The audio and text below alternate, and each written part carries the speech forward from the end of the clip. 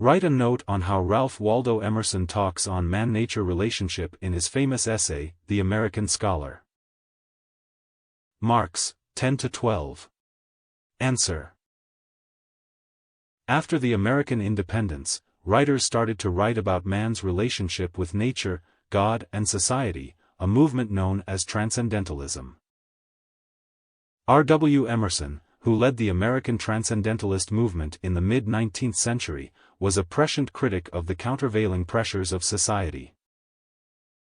The essays through which he disseminated his thoughts are great literary treasure of critical interest and aesthetic philosophy. In his essay, The American Scholar, Emerson mentions that there are a lot of things that influence the human mind. But, the first in time and the first in importance of the influences upon the mind is that of nature. Emerson believes that to know God we have to know nature, and that is the only way an individual can have a connection with God. He goes on to say that man's life cannot be told how long it will live. Likewise, nature, too, has no end or beginning.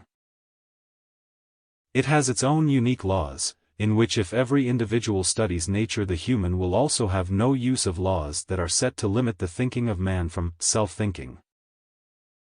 The study of science is all in nature itself. According to Emerson, science is nothing but the finding of analogy, identity, in the most remote parts. Emerson compares the human soul with the flower and the leaf being connected to the root, and further states that nature and soul are linked to each other.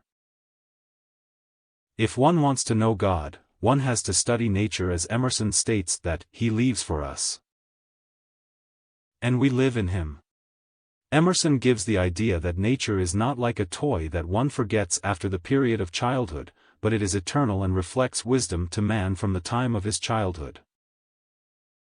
Emerson mentions that people own large area of farms but don't know the beauty of it, and he goes on to quote, "There is a property in the horizon which no man has but he whose eye can integrate all the parts, that is, the poet."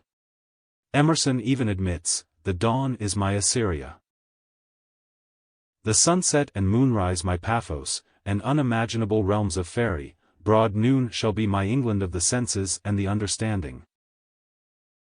The night shall be my Germany of mystic philosophy and dreams." By asserting nature as the most influential force on the mind of the scholar, Emerson thus reveals the romantic spirit that he inheres.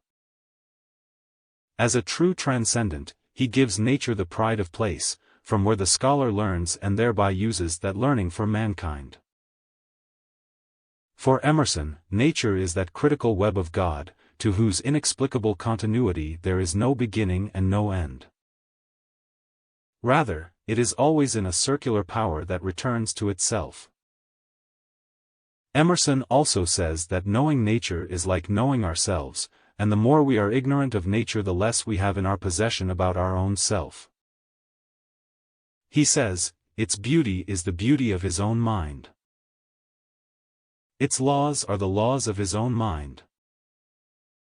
Nature then becomes to him the measure of his attainments. So much of nature as he is ignorant of, so much of his own mind does he not yet possess. And, in fine, the ancient precept, know thyself, and the modern precept, study nature, become at last one maxim. Finished. Please subscribe to the channel for more updates of ready-made notes on English literature. Also, please share this channel to help any student pursue a degree in English literature. Thank you very much for watching the video. Please do not forget to like and comment.